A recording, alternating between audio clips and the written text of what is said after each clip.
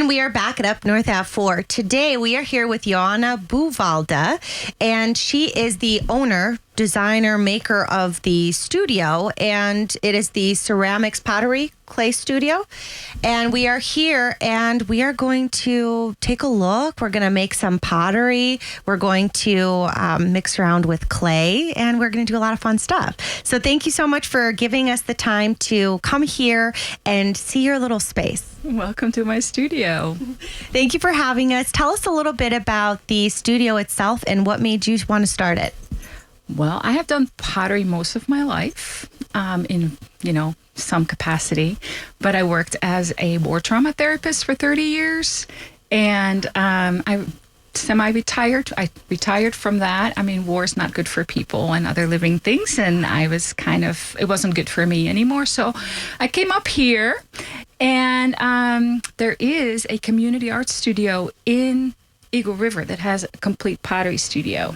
It's called The Warehouse. So that's kind of where I started.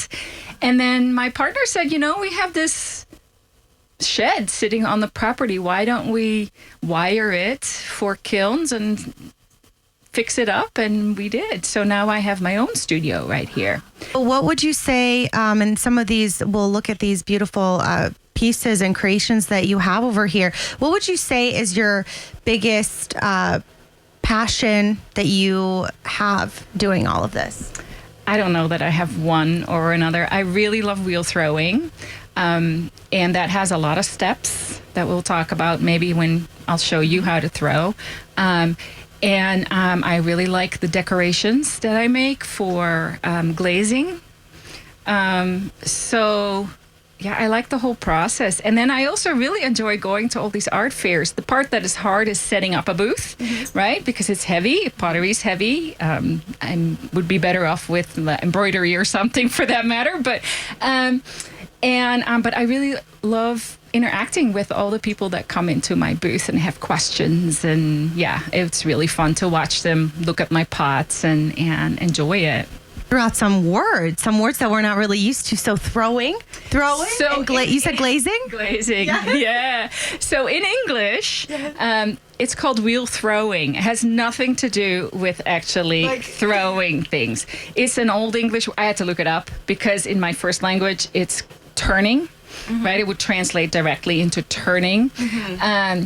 Or rotating, But in English, it comes from an old English word called Trawan, I think it is, Thrawan, okay. Which also means turning.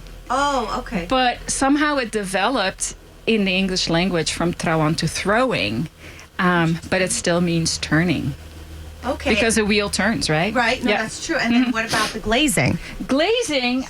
These are some pretty cool words, and usually we would not think it. Right? So this is a little cup, and you can see this is the clay, right? But the color comes from glaze, and glaze is a mixture that has some silica in it, which is like a glass, right?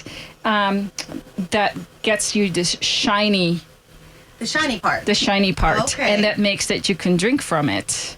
So because and then it's like shiny inside too. This one is shiny inside too. Okay. So you always make sure that you have this is called a liner glaze, right? Because it's lining your cup just like would be lining a coat, right?